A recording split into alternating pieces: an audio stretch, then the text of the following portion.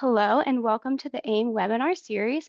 Today's session is See More to Achieve More, How Warehouse Leaders Are Investing in Visibility to Boost Supply Chain Resiliency. And presenting will be Andre Luke, who is the Global Strategy Lead for Transport, Logistics, and Warehouse at Zebra Technologies. First, a little bit about AIM. AIM is the Industry Association for Automatic Identification and Data Capture Technologies. We are an unbiased resource for advocacy of the effective use of these important technologies, creating a vibrant community for networking, which creates and maintains standards and other educational materials. If you are not an AIM member and are in this space, you really need to be. Reach out to us to learn more on our opportunities to network, solve industry issues, and influence the automatic identification and data capture industry. Now, briefly, I will go over the AIM antitrust policy. It is the policy of AIM to conduct its operations in strict compliance with the antitrust laws. No AIM activity shall create even the appearance of a violation of the letter or spirit of the antitrust laws. And some other housekeeping notes, all participants are muted in this webinar, but we do want your participation. Send our panel questions via the Q&A option that you can find at the bottom of the application screen. Questions will be answered at the end of the webinar, and all registrants to the webinar will receive a notification when the recording is available on YouTube. And with that, I would like to hand it over to you, Andre. All right, let's get going. So first of all, thank you very much for joining us and welcome to the readout of the Warehouse Vision study that Zebra conducts pretty much every year to get some insight into where the warehouse operators focus their investments on and what are the challenges that they find most taxing in their near-term time frame and endeavor to solve. So my name, as mentioned, was just a second ago, is Andre Lucht. I look after the vertical strategy for Zebra as it relates to warehouse transport and logistics. Let's dive right in here. So the study that we conduct covers we have about 1,500 respondents every year or whenever we do this study across multiple warehouse operating environments across multiple geographies. And what is different here compared to many other market research kind of environments or exercises is that we ask decision makers as well as associates that have to work with the technology or have to solve those problems on the shop floor. So diving right in, to really no one's surprise, there are a couple of overarching topics that we can see from a macroeconomic environment: speed, accuracy, where's my stuff, can I get it faster, can I get it cheaper, and all of that in an environment where labor is getting tighter. Although very recently we might have seen a bit of an easing and increased availability of warehouse labor, but in general, the market is still very constrained. At the same time, we've seen an increased cost of capital and maybe a slightly overbuilt infrastructure coming out of the COVID environment. So let's see what the future holds. One thing that was a bit surprising to us when we got the feedback of the story, when we got the feedback from our respondents, is a storyline that speaks to an increase in investments in technology. 2023 was not a good year for many players in this particular field. Lots of investments had been deferred. Again, I mentioned cost of capital was relatively high. You can do this only for so long. So one thing that we have seen is a loosening of the purse strings. People are looking into increasing their investments in technology. The slowdown of warehouse-related activity comes from an extreme historic high during COVID and slightly after. So it's not so much a reduction. It's more of a right sizing back to 2022 or 2021 levels. The exception might have been 23 and 22 and 23. So with that, having said that, lots of warehouses have been built out. Lots of warehouses have been rented and staffed closer to the consumer. And one thing that we know about suburbia, if you want to get closer to the consumers, you pay suburban rents and you pay suburban hourly rates. So that is something that we've seen from our responses here. However, and that was the positive news, we see a rising investment in technology, growing trend fueling innovation and progress. Partly owed to the fact that our customer expectations haven't decreased. We still want everything to be delivered ideally tomorrow or as fast as possible. Now, speaking about the feedback we have received from the respondents on the average size of facilities, that has declined, and the global average number of facilities declined as well, and that's what I meant by overbuilding capacity. However, everyone that we spoke to, or the majority here, expect a double-digit, you can see 19%, 39% increase in the next 5 years, 4 years or so.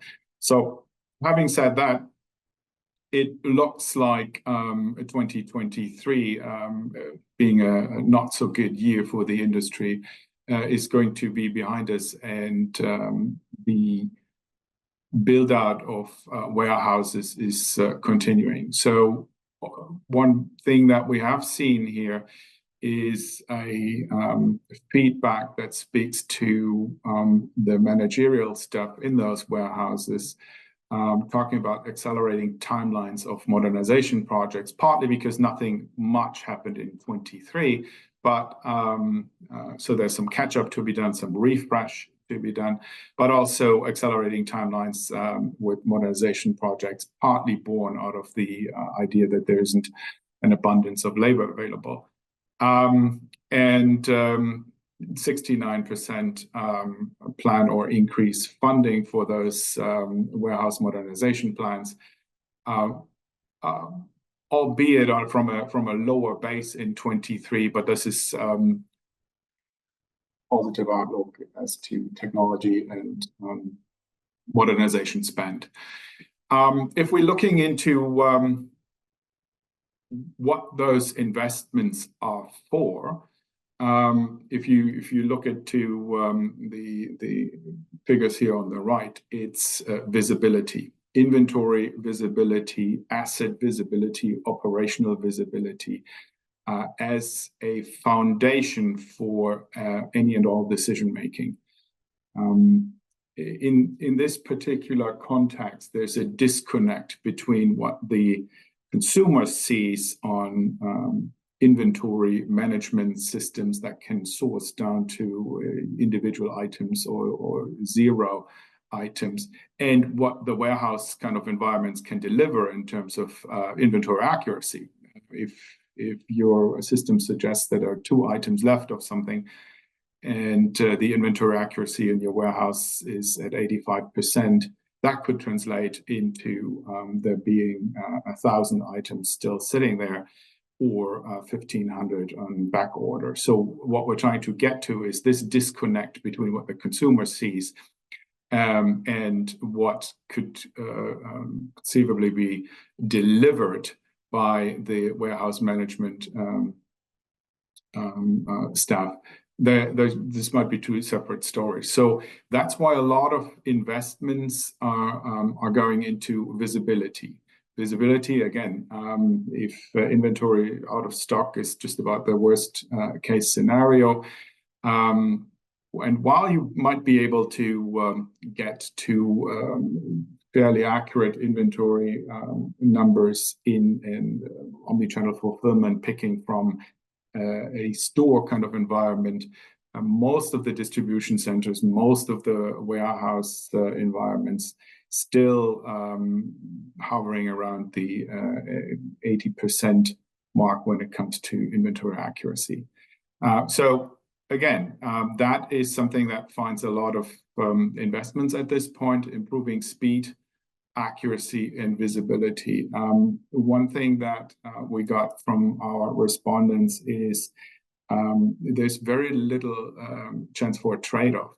Not only do you need to be fast, but you also need to be accurate, because if you ship something out that or doesn't contain the right item or the right number of items that should have been shipped out, the retrieval and correction will pretty much eliminate any and all profit margins that you might have had in that particular transaction. And visibility, that is something that's the last bullet point here.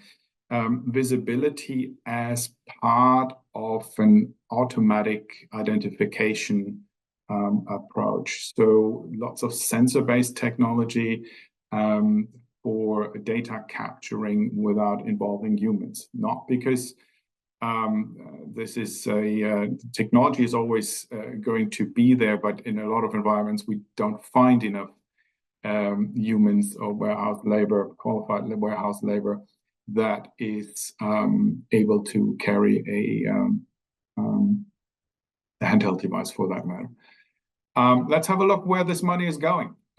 So decision makers plan to increase implementation of sensor technology, as I mentioned, for auto ID purposes. And one thing that ranks very high here is RFID technology, and we see tax sensors, handheld readers, devices, sleds, printers are in the second category. And for those of you that have been in the industry for a while, this might really be the year for RFID. I know we've been there multiple times, but it looks like there's another requirement to step up the technology game when it comes to passive data capturing. Fixed industrial scanning is another area that we've got a lot of feedback on. And you can see by the end of 23 versus the end of 24, there's significant investments in that space. The temperature monitoring sensors and smart labels, speaking to primarily cold chain applications for distribution of pharmaceuticals. There's some interesting developments in that space that support these visibility initiatives, regulatory authorities launching mandates, whether it's the Food Safety Modernization Act from the Food and Drug Administration or the Drug Supply Chain Securities Act, or corporate mandates if you want to deliver into certain retail environments. Some of your customers might request or require you to provide full supply chain visibility. There's some initiatives from the regulatory authorities in Europe around digital product passports as well. So that seems to be a trend, depending on geographies and depending on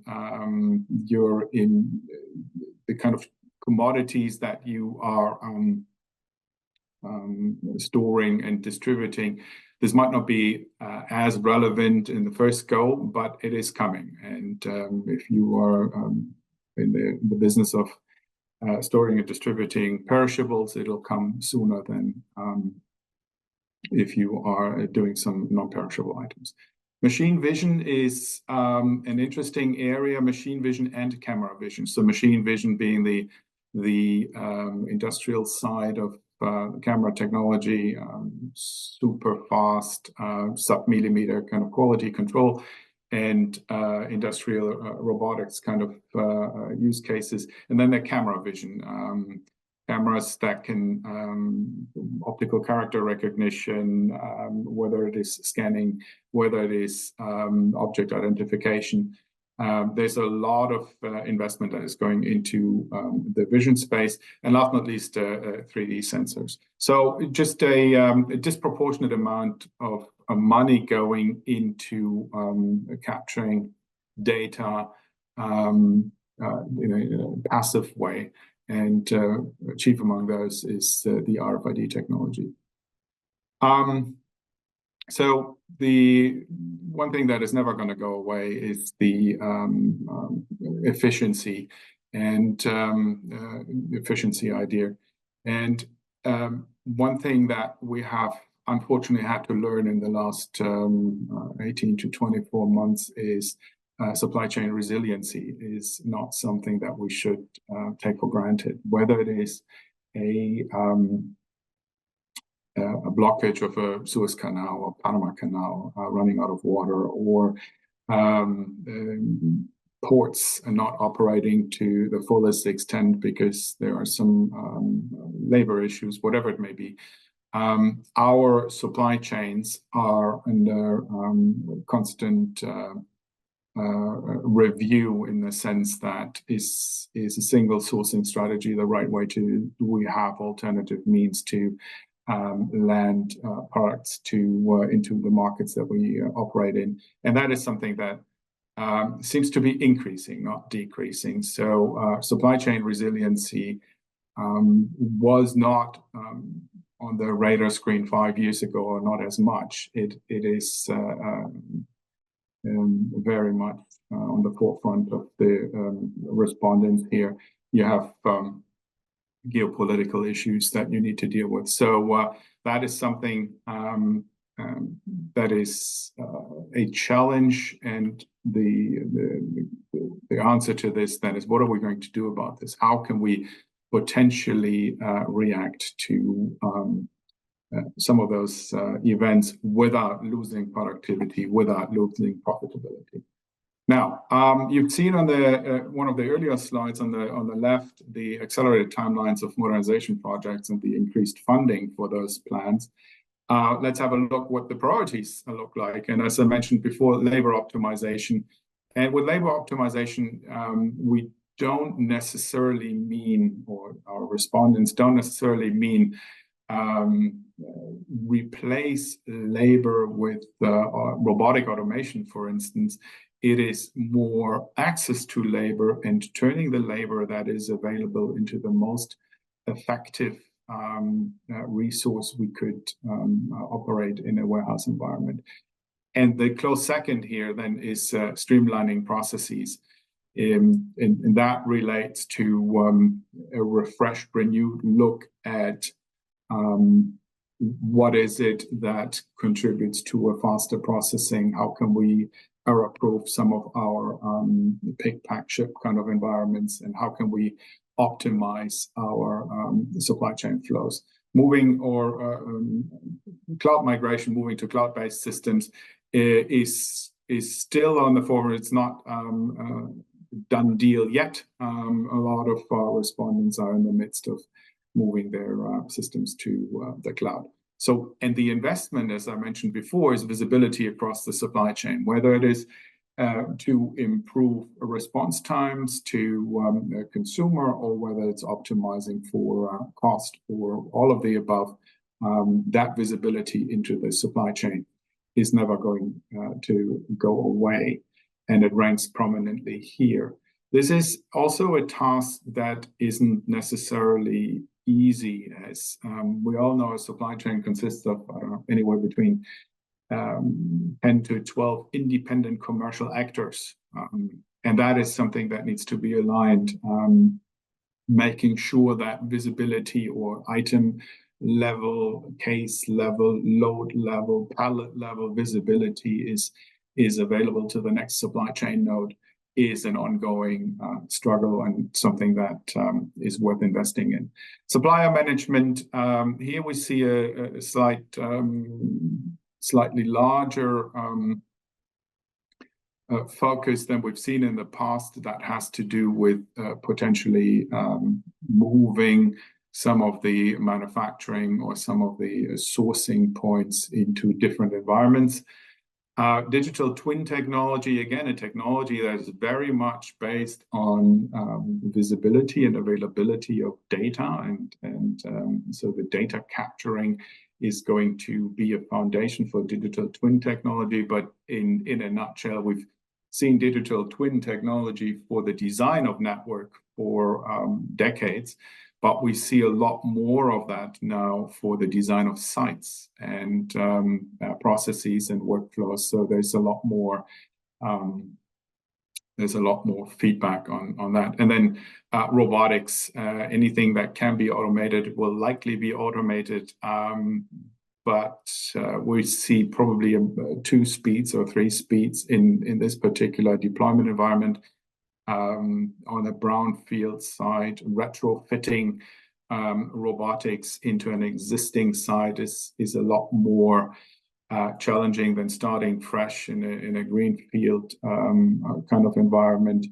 And what we see in terms of robotics and automation in general in this space is a point optimization or a single workflow, single use case optimization, rather than in an existing environment, a complete redesign. So there's a lot of investment going into that space, as you can see, and a lot more to come before the year ends. So I mentioned earlier the passive data capturing or sensor-based data capturing on the left. The question then is, if we're looking into workflows that would lend themselves for wearable devices, and you can see number 1 being returns.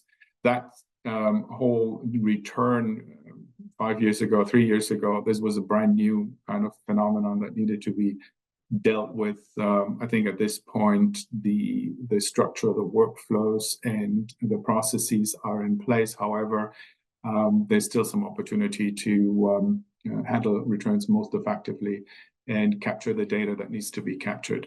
Receiving is never going to go away. Automatic data capturing for receiving, handheld and wearable data capturing, or devices to be used for data capturing and receiving, and then picking, pick, pack, and ship for fulfillment kind of environments are the top 3 workflows that wearable devices could be used in, or will be used in, or are being used in. So we've heard about global disruptions, and it also exposed a lot of the supply chains to, or exposed a lot of vulnerabilities. The unfortunate truth is our consumer behavior is not going to change. We still expect it tomorrow, and we still expect it to be in the right quality and quantity. So that is not going to go away. Again, as a maybe a summary item, inventory visibility with the proliferation of electronic commerce offerings is paramount to enabling the capability and provide a profit for those that are playing in this space. But what it also does, it moves the reactive way of dealing with any challenges to the need for predictive analytics. And ideally, predictive analytics, once you have managed that portion, then turn into prescriptive analytics as to you communicate to the staff or your automation what to do next. So that is something that predictive analytics is something that we'll see a lot more of, at least according to the respondents of our study. It is quite a pivot, quite a change from I find a situation I need to react to let's plan for a number of different outcomes. This is taxing for a lot of warehouse operations. So the expectations and the change in the market is faster or is more fundamental than the staff's ability to deal with this kind of transformation. So there's a lot of stress that is being introduced into warehouse environments, not only on the managerial staff, but also the associates on the floor. The picking rates have increased. We now have AMRs in environments that take the items away to be packed and shipped, but that increases the cognitive load for the picker because there's no more picking time. So there's a lot of stress that is being introduced into workflows that previously might have not been quite as stressful. So that is something that we see finding more investments as well. So innovation, technology, and intelligent automation, making sure that your staff can keep up with the changes in the market, forecasting the right level of inventory, and then achieving end-to-end visibility that starts with end-to-end. So wall-to-wall visibility inside your four walls is the first step before you venture out to covering or providing visibility into your entire supply chain or every single supply chain node. Oops. Now, if you look into a couple of things that we have done when we broken out the results, is we looked into various sectors, whether it's manufacturing, retail, transportation, logistics, or wholesale distribution. And there's some interesting nuggets here. In that if you compare, for instance, retail, the decision makers didn't necessarily consider out of stock or inventory and accuracy as much of a challenge as the associates. If you're sitting in if you're looking at your inventory management system and you know that you have the inventory, that's one category of problems or one category of insight. If you then have to find it and it may not be where it was supposed to be, that increases more stress. So that explains the differences in the responses here. On the right side, this is very interesting and slightly surprising to us, is reliable inventory management tools are crucial for maintaining accuracy and accessibility in inventory. The feedback from the associates was even more a positive for this as a response to this statement than it was for the decision makers. So associates consider this an even stronger statement than decision makers because they have to deal with inaccuracies. Although it might be somewhere, it might not be where I need it right now. And that is something that induces stress. So that was the first interesting part, that associates might create a stronger pull for visibility investments than decision makers.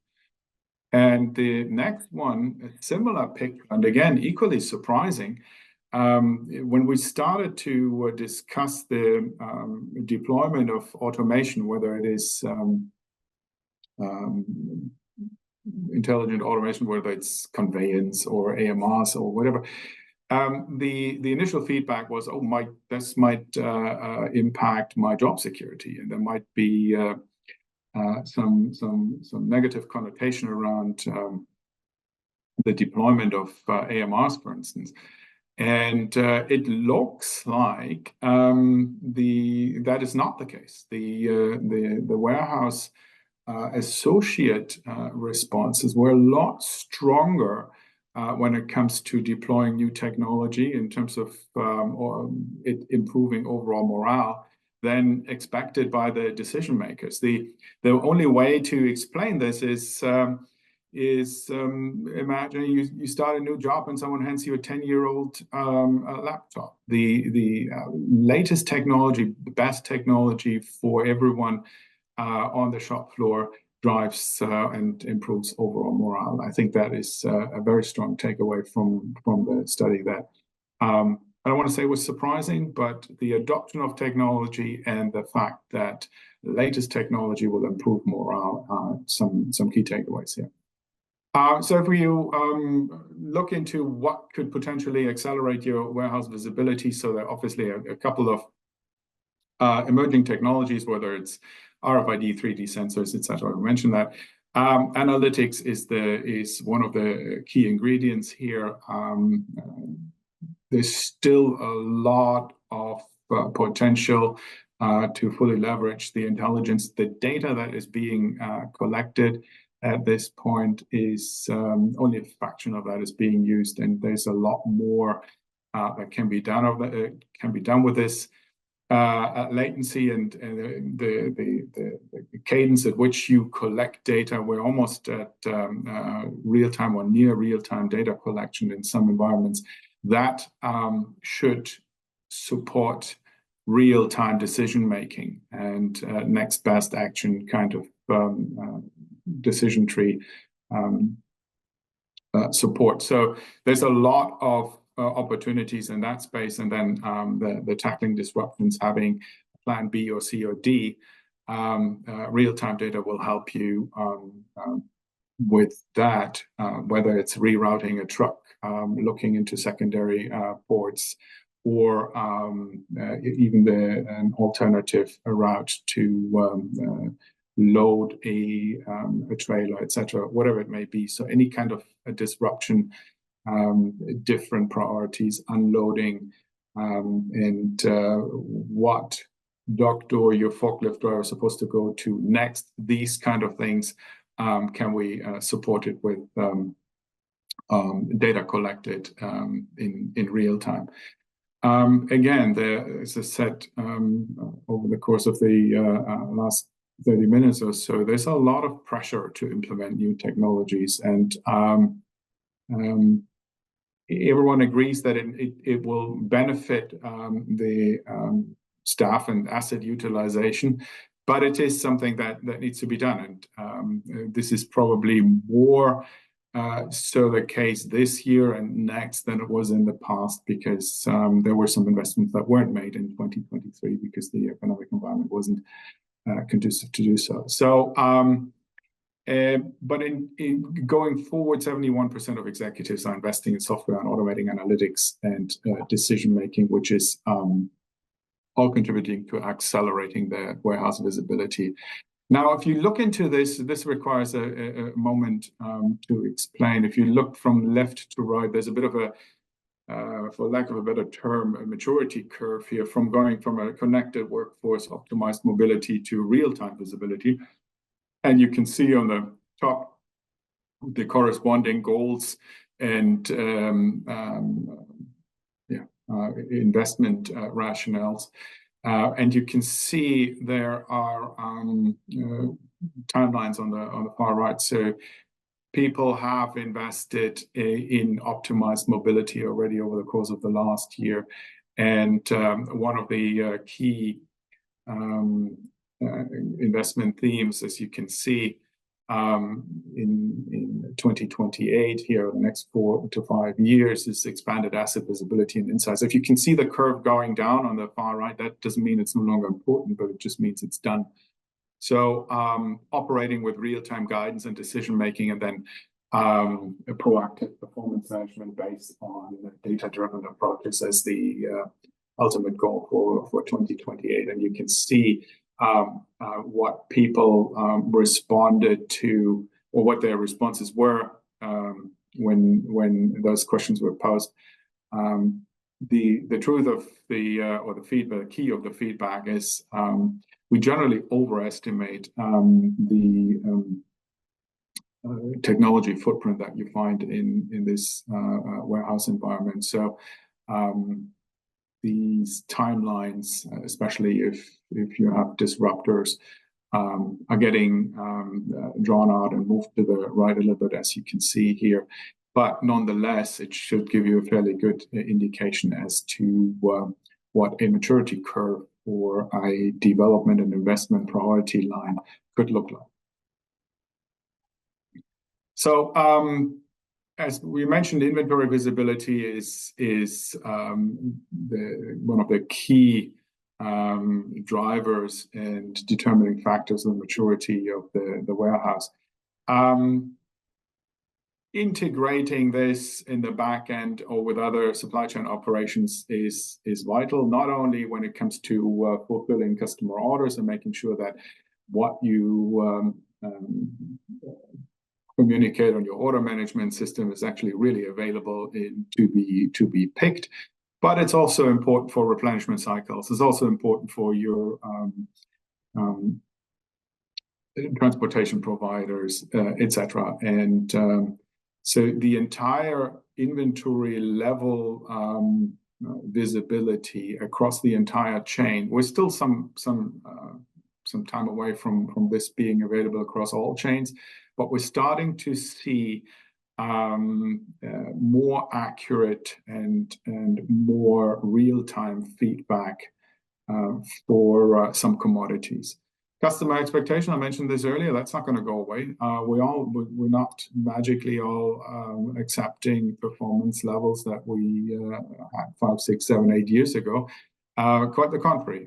There are geographies where we're looking into deliveries within hours, not days. So that knows only one direction. That is more or faster delivery and better information, real-time updates on a point-to-point delivery. Imagine your pizza delivery. You know exactly where the driver is. You might not have that kind of visibility in other supply chain use cases. We'll likely get there, and we get there fairly soon. Sensor technology, I mentioned that, initially born out of the fact that we don't have enough people to do things, but obviously RFID tags, BLE tags, fixed industrial scanning, etc., allows you to capture data, even if there are fewer people around. And then the growth areas, 3D sensors, active tags, computer vision, camera vision, and then fixed readers, machine vision, and fixed industrial scanning too. So if you look at the software side on the far right, machine learning and predictive analytics, mobile dimensioning, most prominent absence of AI. I think it's implied. We didn't specifically ask for it, but we will see a lot more use cases, very basic initially use cases of using artificial intelligence in more and more process optimizations. AI in this particular space isn't necessarily net new, but when it comes to generative AI, that is something that at least for this year and next, the number of use cases are still very limited in the warehouse and P&L environment. So visibility, as I mentioned before, as an enabler for efficiency, cost reduction, and an enabler for automation is going to remain the #1 investment theme going forward.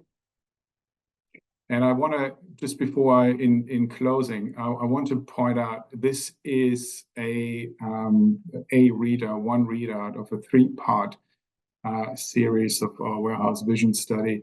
There are particular deep dives when it comes to supply chain resiliency, agility, the perfect order profitability. If you're working in the order fulfillment, pick, pack, ship, 3PL, omni-channel kind of environment, that might be of particular interest. And then on the automation, augmentation, and labor planning, I focus more on automation, robotics, or intelligent automation, what have you. And that is something that speaks to how to respond to or how to optimize your warehouse processes in an environment where labor isn't necessarily guaranteed or access to labor isn't guaranteed. So these are three key themes, a couple of demographics here, 1,400 respondents, and we looked into warehouse operators from manufacturing, retail, classical T&L, cross-docking, etc., and wholesale distribution kind of organizations. With this, there's some websites you can actually follow up on the deep dives as well if you want to read them rather than having them be read to you. Feel free to browse and peruse here. I will be available for a couple of questions. I think we have a couple of minutes for some questions. All right, so now we will be taking questions. Let's start off with the first question here. Could you speak to visibility mandates in the industry, please? Yeah, sure. I mentioned this earlier. Let me elaborate a little bit. We found a couple of initiatives, and if you look into the let's say the North American and the European markets, those are most dominant proponents of an increased regulatory mandate to provide more visibility, initially driven by protecting consumers. So if you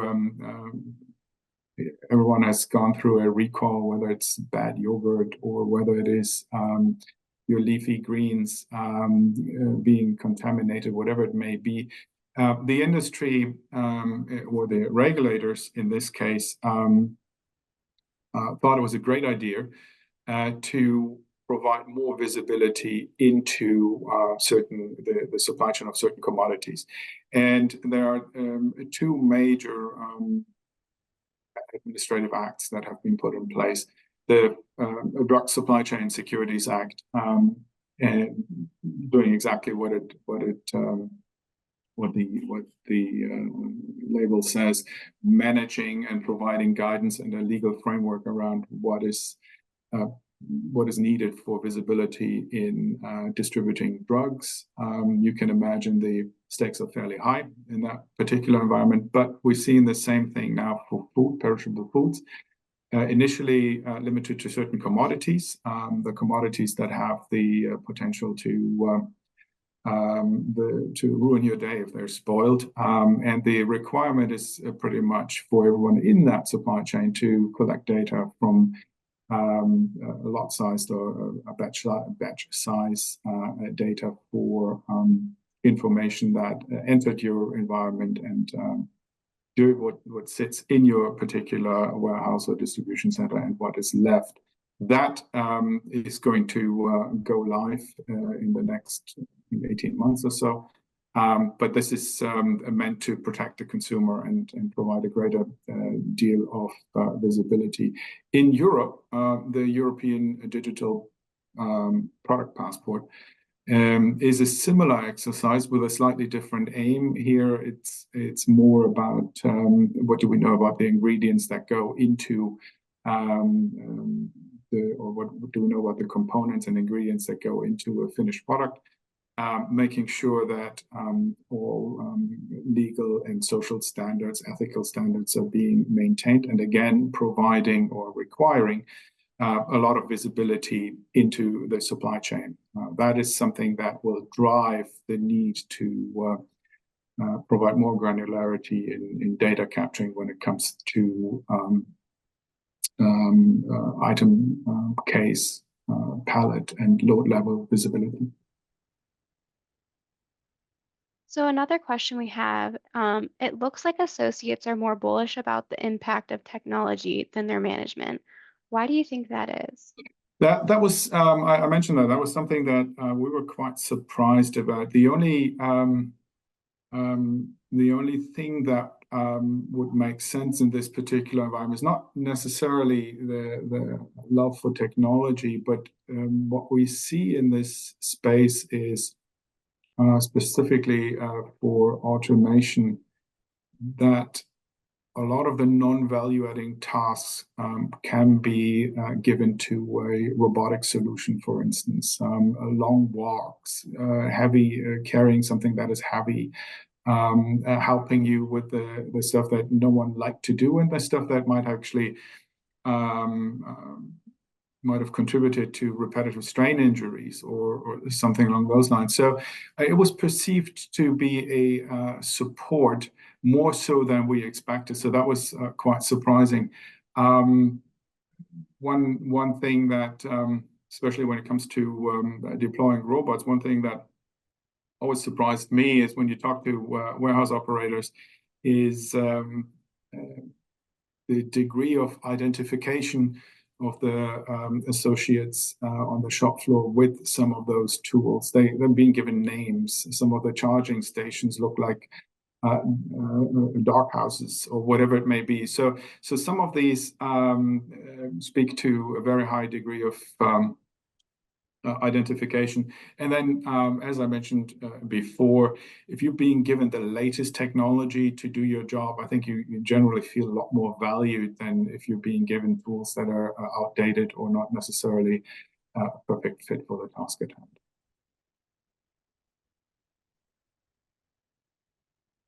All right, so I want to thank you, Andre, for your insights and knowledge and for providing us with this session. Thank you, everybody else, for participating. If you'd like to learn more about the topics discussed in today's session, you can reach out through the information listed on the screen. Thank you, everyone.